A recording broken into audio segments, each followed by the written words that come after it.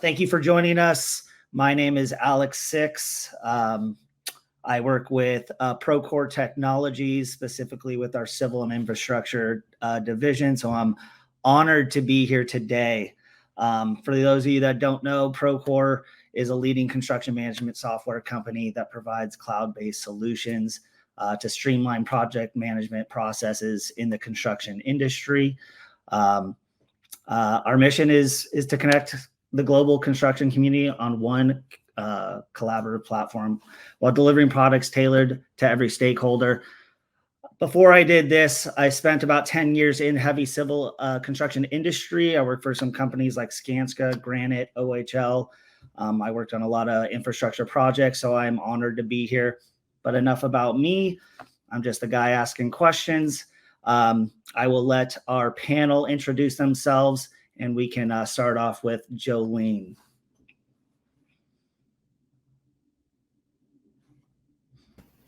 Thanks, Alex. Hi, everybody. Jolene McLaughlin. I'm the Vice President of Climate and Sustainability for EllisDon Corporation. We are one of the leading general contractors in Canada, as well as a full building services solutions provider. Elise? Hi, Elise Paré. I'm based in Roslyn, BC. I work for WSP Canada, which is part of the bigger WSP group, which has about 67,000 professionals worldwide providing design and construction and advisory services.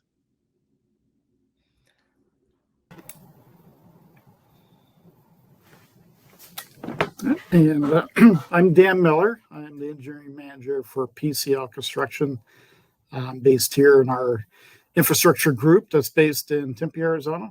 I've been fortunate enough to be at PCL for a couple decades, 22 years, and I've been in the industry building primarily water and wastewater and really water infrastructure,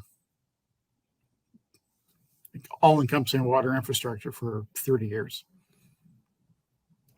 Awesome. Thank you, guys. We will get started with our first question. I only had about 10 years experience, and there's a wealth of knowledge on this panel. So I'd love to know how things have changed in regards to climate change from the beginning of your guys' career till today. And whoever wants to take the floor first. Well, I can say from my beginning of my career, like I said, it's been 30 years. So we're talking mid 90s. And on the construction side, surprisingly, our means and methods not too much has changed due to global warming, but design is a different story. First got in, a lot of, when you do water infrastructure work, a lot of the work you do is upgrading plants. So you're usually working in facilities that have been around quite a while. And in the past, it used to be you demo and replace. Just wouldn't reuse anything except the space it occupied. Now that's very different. You really do, design is really tries the hardest to make sure you reuse that structure. Shoehorn in whatever the new treatment process is going to be, and not tearing out 10,000 yards of concrete and hauling that to landfill. It's also been in the past, the waste streams from the plants pretty much went unused. Effluent went out to wherever the discharge point is, a river or an ocean, an outfall. Sludge was thrown out in landfills. Biogas was simply flared off, and you don't see that now.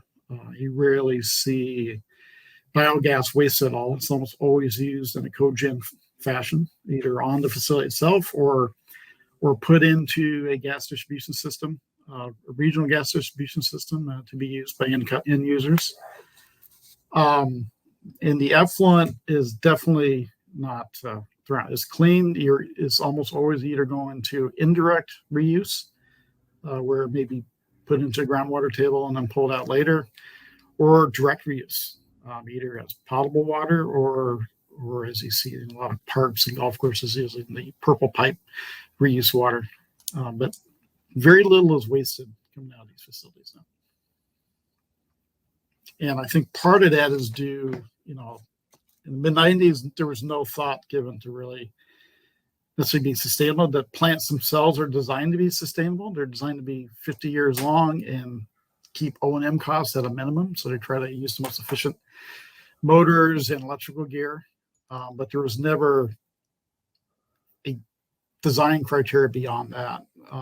But through the years, we had LEED come through, and we would try to shoehorn in LEED concepts into an industrial facility, which was a very ill fit.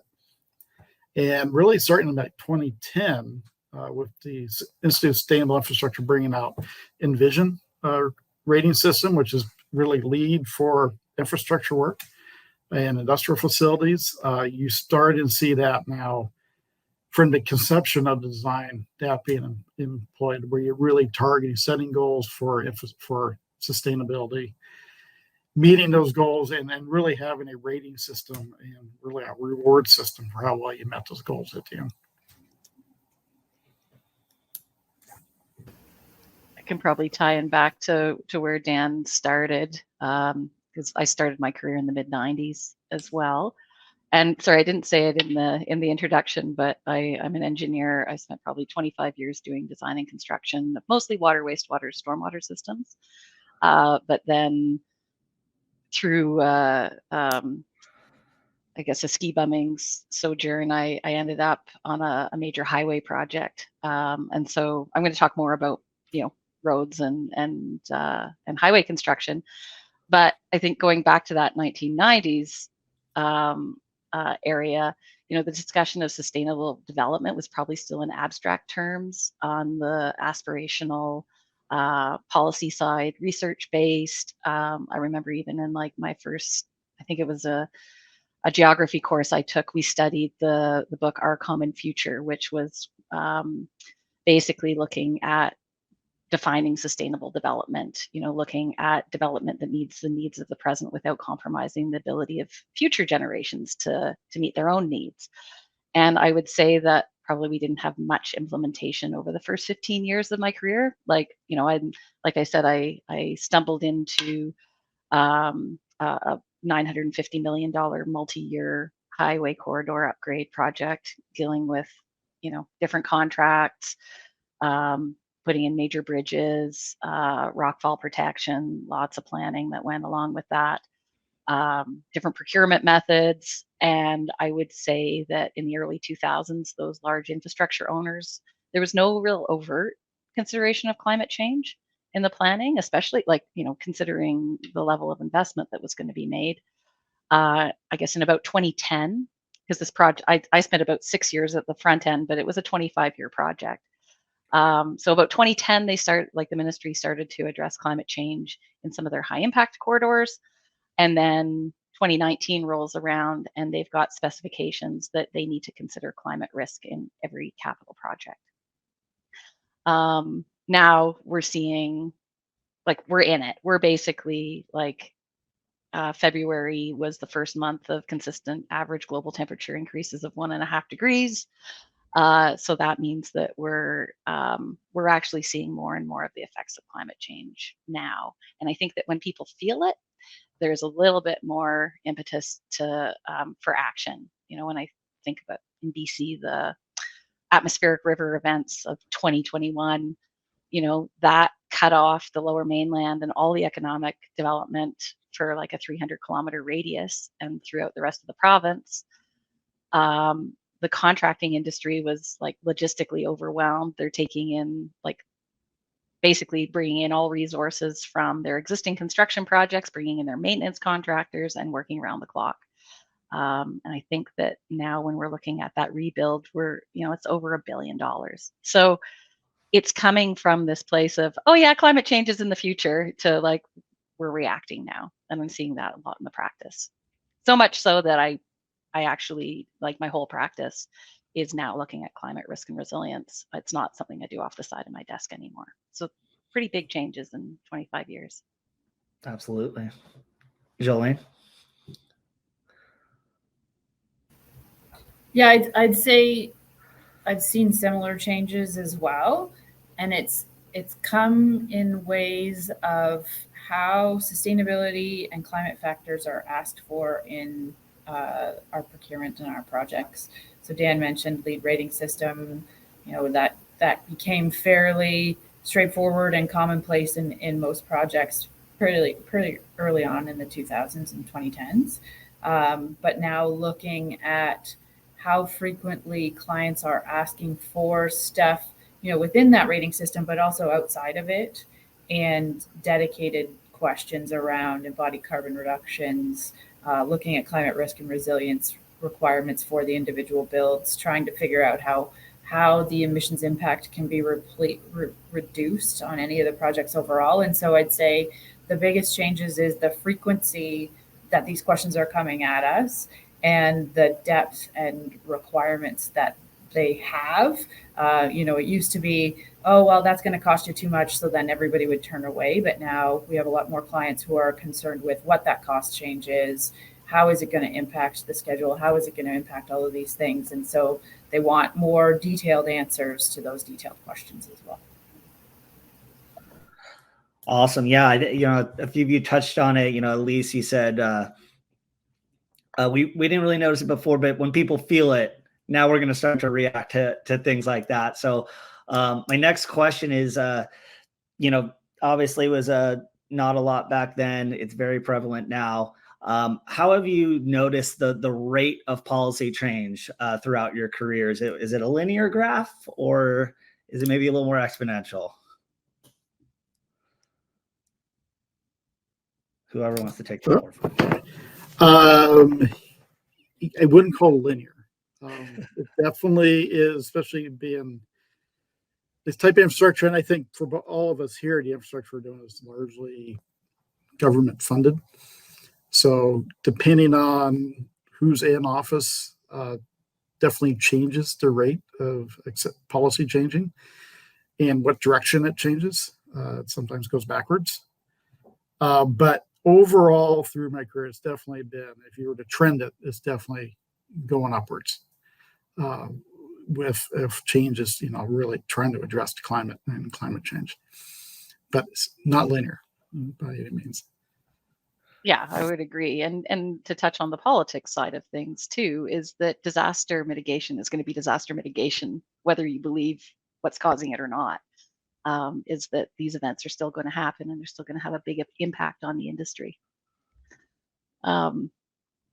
I think that also there's different ways of looking at it. Right now, things are being put through a climate change lens quite a bit.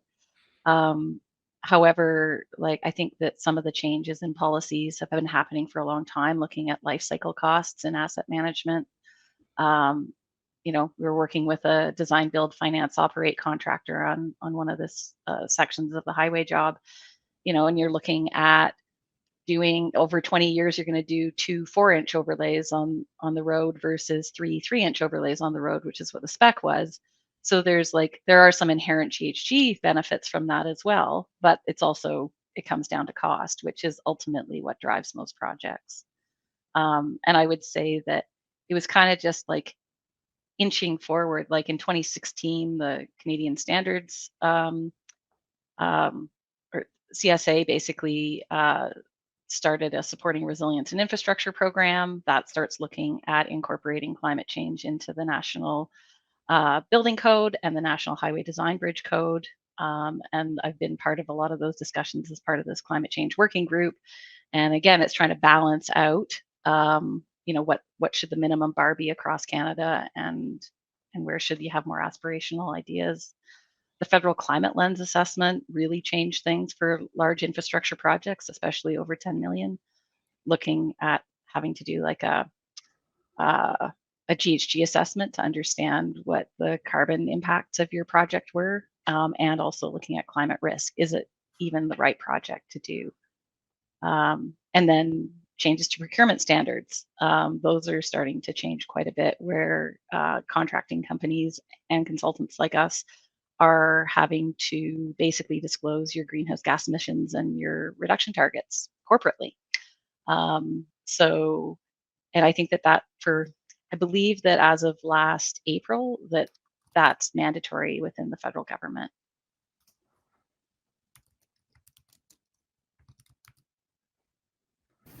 So I think I'd echo what the others have said. It's definitely not linear. I liked what Dan said about it sometimes going backwards. It feels like it's a little like this crazy loop, and it sometimes goes quickly and sometimes goes slowly, but definitely see it really focused on climate, really focused on climate impacts and how we understand and design around them, I guess. Of course, it's not linear. That was a loaded question. Thank you guys so much. A favorite quote of mine that I've heard from a superintendent a long time ago was, "If you fail to prepare, prepare to fail." So how are we adapting the planning process in light of climate change for infrastructure projects?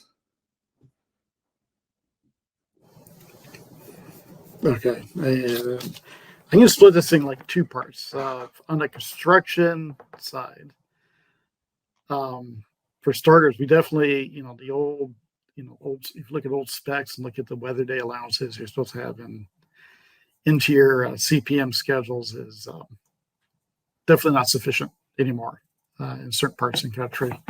We do a lot of work in Florida, and I would say we've probably doubled the amount of weather days we have in the schedule. We're just not working compared to where they were 20 years ago. But we used to take, this, kind of late summer hurricane season in Florida a little bit lightly. It was kind of you would gamble. It was almost a somewhat safe gamble to do work that could be weather affected, just because the odds of getting hit weren't, the odds were in your favor that you wouldn't get hit. And it was a gamble you're willing to take. That's not the case anymore. We will really forward plan ahead and make sure that we're taking care of operations in the field that are going to be, rain and storm impacted, and really avoiding that during that hurricane season. You just can't, it's not a gamble you can take anymore. It's gone up. I was kind of looking back at some data on it, kind of substantiate that, and it's the major hurricane frequency trend line is in the Gulf region it's double what it was, really from the 1980 to now is actually doubled. The amount of storms has only gone up by 1.5%, but those storms are more severe. So it's actually double the amount of actually major hurricanes where you are going to have damage. But the other effect we do plan on is, global warming isn't the only thing that affects supply chain issues, but it does affect, surprisingly, some very important parts of our supply chain for treatment plants. We rely heavily on a lot of very expensive, intricate, specialized electrical gear, from switch gear to MCCs, controllers, as well as generators. And when there is a major storm that happens before we started that procurement process and then it doesn't matter where that procurement's coming from, because they all kind of come from the same area. It can add significant project delays into your schedule. If you don't have your generator and electrical gear secured, and it's your place in line before a major impact where there's a flooding event where all the electrical gear in low-lying areas now has to be replaced, you may wait 6 months, 8 months to get that gear, which is that's a big delay. Even on 4-year projects, that's a hard delay to absorb. So we do look at that, and it's not, those are the first things we secure now. And sometimes you have to secure them, but put in a very sufficient amount of the total cost of that item up front, just to secure your place in line and make sure you don't get bumped out for an emergency order. On the design side, as I kind of mentioned earlier, before, a lot of the byproducts were wasted. And you don't see that now. It's very rare that you see a waste stream coming out of a plant that goes unused.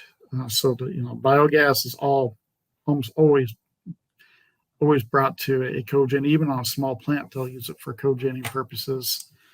The sludge is they trying to get it to a Class A standard, which is a Class A is a class where it could then be land applied, essentially used as fertilizer as opposed to throwing it into a landfill.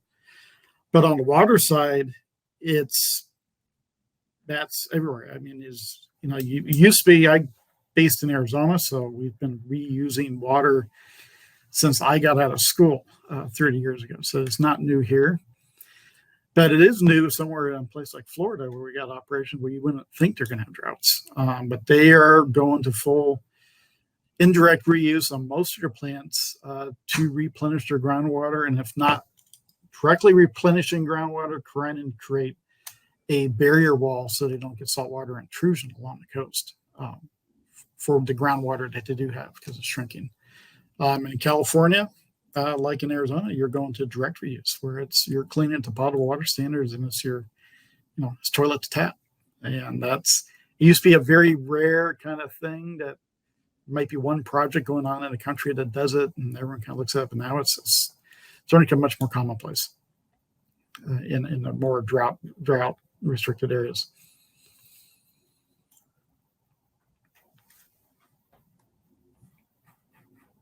Most definitely. Elise? Yeah. Well, I started my career in wastewater, and I remember having to meet the Title 22 or like basically 2.2 coliforms like for the water reuse, and that was just coming on the market at that time, trying to produce equipment that was going to meet those requirements. I would say that adapting that planning process for us, and again, that's probably why I've been able to develop a business around it, is that the concept of climate risk integrating into design is a relatively new practice. And so, I'm part of a it's relatively large in terms, we're about 100 people looking at climate change resilience and sustainability. So that includes energy modeling and decarbonization and net zero pathways and all the envision side of things and lead. And what we do now is looking at, like, we get right in at the initial design phase. So talking through these things before it's a nice to have at the end. And then I'm seeing that also through procurement models. We were working on a large building portfolio where we were having to incorporate measurable targets. How do you know if the contractors actually met the resilience targets? And that's a new thing to try to get into, let alone try to meet. Trying not to be too prescriptive and allowing some creativity from the delivery side. And I think that's climate risk isn't the only risk that projects have to manage, obviously.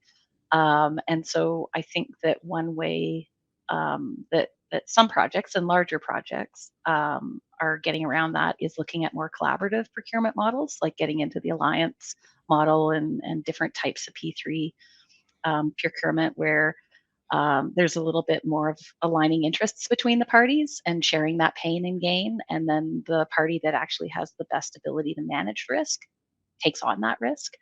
And then everything's shared too, so that something that you weren't thinking of, you're sharing that perspective right from the beginning, instead of it being a little bit more confrontational, looking for extras at the end to cover your costs as a contractor. Dan touched on it too, but that contingency planning for weather unpredictability. I think I read somewhere that weather delays impact about 45% of projects. So it's something that's already part of your planning. But if we're in Canada, especially, we're going to be looking at more extreme heat days that we haven't been used to, more smoke days, and that impacts health and safety. It impacts, productivity. More rain events and different fluctuating temperatures is going to impact curing times for concrete.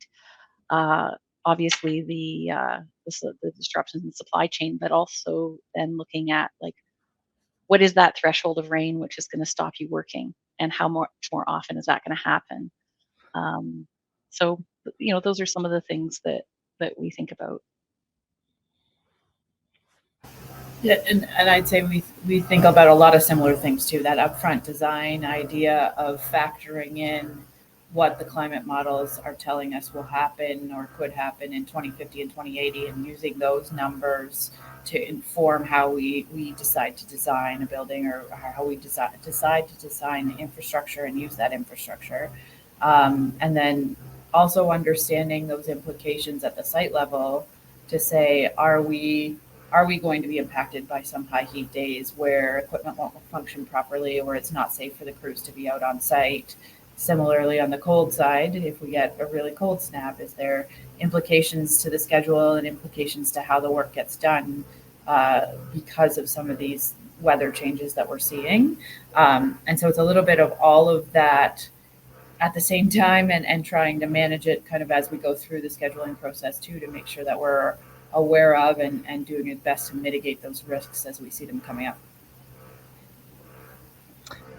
Yeah. I spent the majority of my career in transportation as well, Elise. So I didn't know if you knew that, but virtual high five. But yeah, it's funny. I just got off of the 405 improvements project out in Southern California. And it just recently opened, and they celebrated that we reused 710,000 cubic yards of concrete. So it's funny because I saw that, and I think, at one point that probably would have been in the planning process, something that we were doing to save money.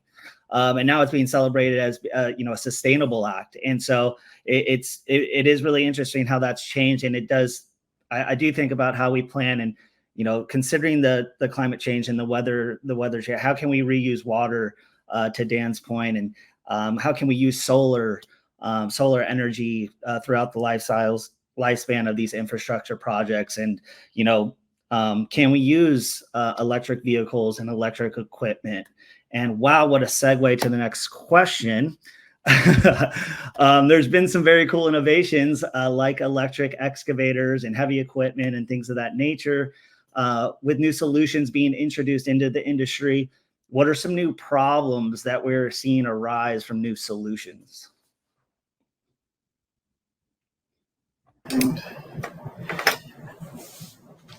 Well, one of the problems we found, and we've actually that piece that we experimented with as soon as the electric pickup trucks are coming out, we actually tried them, and what problems we found when they're running, they run fine. There's you wouldn't know it's no different than any other job truck you would have, but the infrastructure to charge it so they can have full use for a full day, which a work truck needs to have, was very troublesome.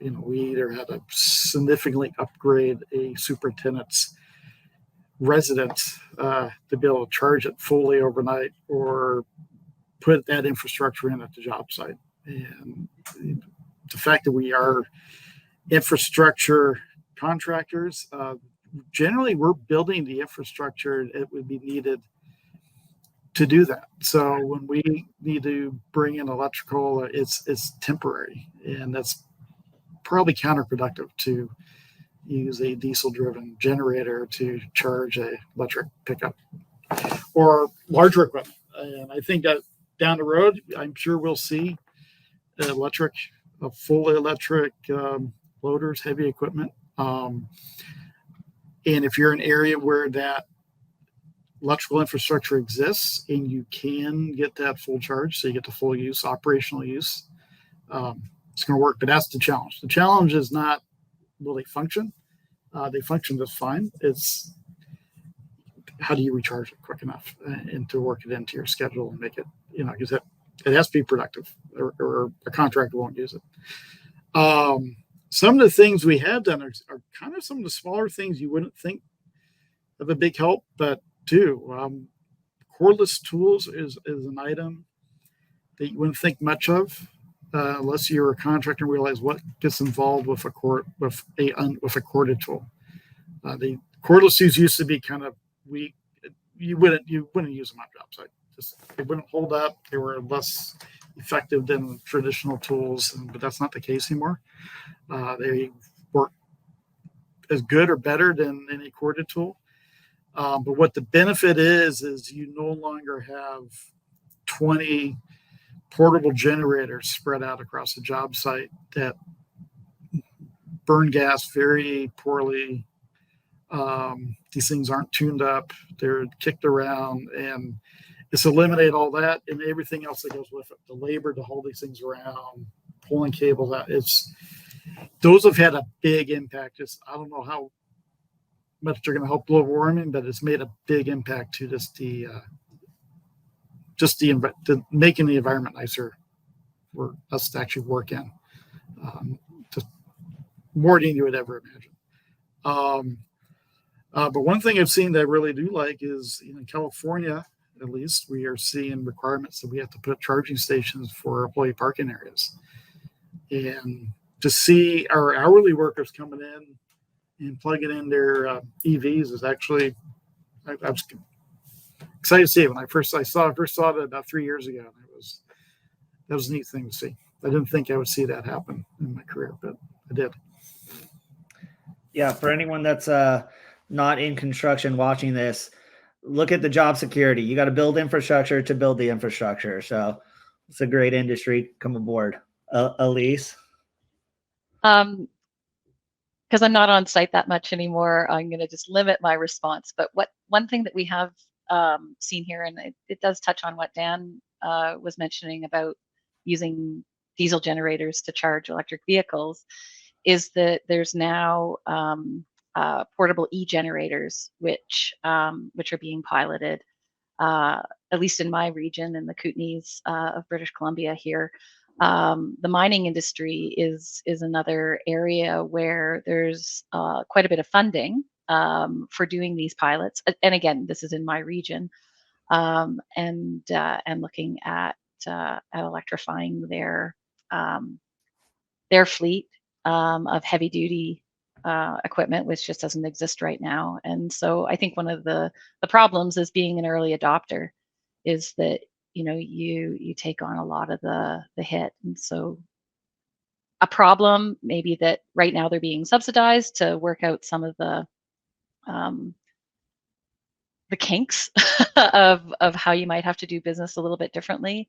Like you might not be able to run the same equipment in 24 hours, like doing 2 shifts or 3 shifts in a row.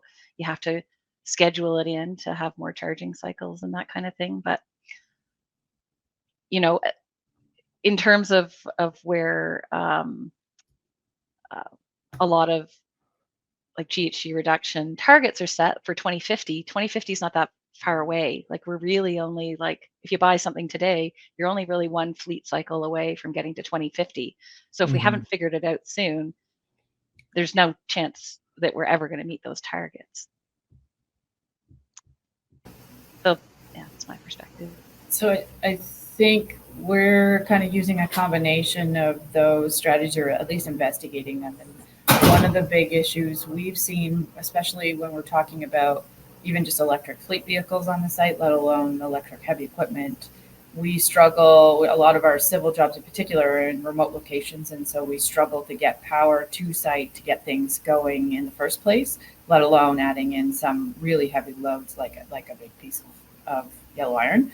And so looking at how we can manage that a little bit better, working with the LDCs to try and get power to our systems quicker, but also looking at kind of the solutions that Elise was talking about. My electrical engineering is terrible, so I'm going to mess this up totally, but there's solutions that can connect to the grid, take some of that power, put it into some sort of storage solution, and then kind of multiply it in some ways and send it out. And allow us to use that a little bit more quickly. So we're kind of investigating both sides of that coin. And just, I think in some ways it comes back to the planning, because in addition to the hot weather in the summer, we also have the advantage or disadvantage of really cold weather in most of our locations in the winter. And so managing some of these new technologies, especially if we're talking about electrical vehicles, they often lose a lot of capacity through the winter and the colder weather. And so how do we make sure that is allowing us to be as productive as we need to be to make our schedules and to make our targets and make the whole project work? And so, that's kind of how we're trying to approach all of those things. And the planning aspect tends to help help us think forward and test new things out and try them out at smaller scale instead of trying to roll it out across the board all at once. Awesome. Okay, moving on to the next question. I didn't have a good segue there. Sorry.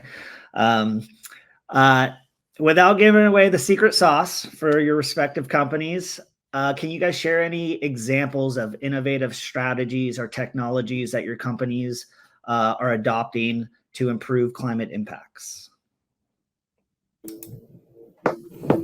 I don't stuff like that is not going to be a trade secret by any means, but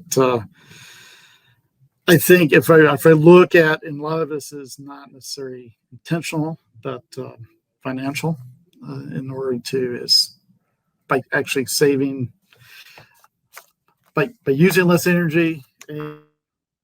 Oh, you went mute. Oh, sorry about that. But in a post-COVID world, we did, construction is not typically something remote work was seriously shunned. You still really can't have remote work on a job site. You still got to be physically there to build it. But those that don't always operate a tool, but operate a laptop, the ability to, work remotely and not have to travel 2 hours to a job site every day of the week is there. And it's now been accepted. And that's had a big impact on both the employees' lives and just, I think, the overall feel of a project moving forward.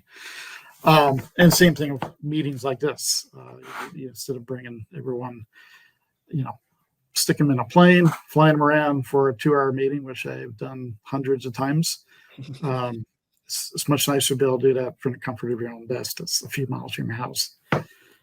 But I think the probably biggest impact thing we really focused on, and is in something that didn't exist when I first started, was really offsite prefabrication of large major components of the work. And the reason it wasn't something we can do, 30 years ago when I got out of school is, these treatment plants are very technical. There is a high degree of precision needed for the equipment and the piping that you put in, and to do that offsite and then bring it on and try to get it to fit was pretty darn near impossible. But now with as VDC has grown through my career and when the stages is at now, and how we can supplement those models with really highly data-rich as-built, accurate as-built by using LiDAR, from using both drones and LiDAR or laser scanning at the ground level inside buildings. We're able to really prefabricate large portion of it, everything from electrical duct bank to equipment skids to modularizing the piping, to where that all can be done offsite in a much more efficient conditions in a factory or a warehouse, where they're doing this routinely on an assembly line basis and not necessarily in the same location. So you're not putting all the impacts from a project footprint into one spot.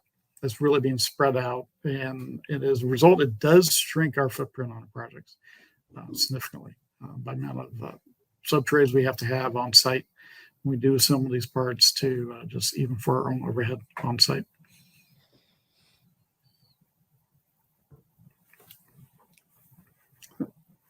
Right on. So using data, I think that's a big thing, is that we've come into this world of big data and we're collecting a whole bunch of it.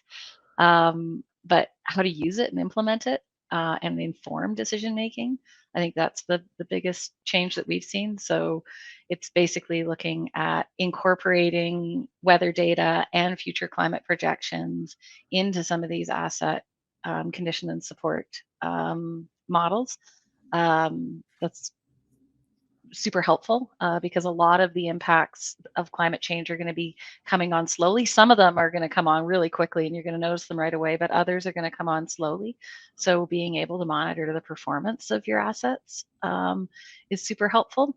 And then the other one I would suggest is low carbon resilient solutions. So integrating natural systems into like a storm flow design and drainage facilities instead of just having big concrete reservoirs.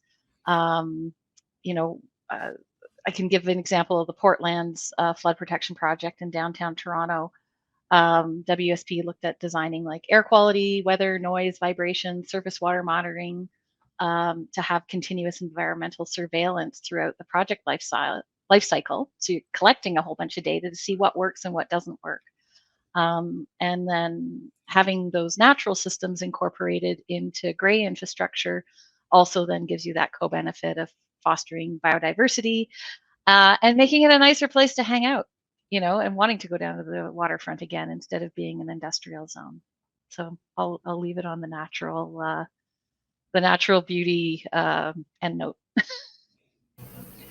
I'll tie my answer into some of the questions I noticed in the chat just around reporting and data collection. And so one of the key things that we're trying to do is just to get a better understanding of the emissions tied to the processes of building. So working with our subtrade partners, we're collecting all of the fuel used on site and all of the equipment, as well as all of the distances for any major material and equipment deliveries, so that we understand that picture of emissions tied to what's being built. We are using the high-tech solutions of Excel right now, but working with a number of partners to figure out what kind of technologies could be out there, you know, AI to kind of adapt the invoicing and the reporting, the bill of material reporting to collect information and report on it back up corporately at this point. But we're also seeing a need to have that information at a project level because our clients are quite interested in what it means to them as well. And I noticed Tom had another question just around regulation and that reporting function. And so as of now, Elise kind of mentioned it already, the Government of Canada has a requirement for any contractors or big companies that are working on big projects with them. You have to be signed up to either their Net Zero Challenge or Science Based Targets Initiative or some other organization that's holding you to both interim and net zero targets by 2050, as well as regular and public reporting on data of your emissions. And so we see that continuing to evolve, and particularly in conversations with the federal government, they see that evolving for us as well. And I believe that the GSA has some similar stuff down in the States as well. Amazing. We ended right on time. Our timing is impeccable. Thank you so much. Elise, the data thing, you know, I work here for Procore and data is everything. We're in an age where we're now starting to collect all this data and we're still trying to figure out, you know, how do we harness that data and make these data-driven decisions to be proactive rather than reactive. So love the call out there. And thank you, Dan, Elise, Jolene. My first time moderating, I had a blast. Thank you guys so much.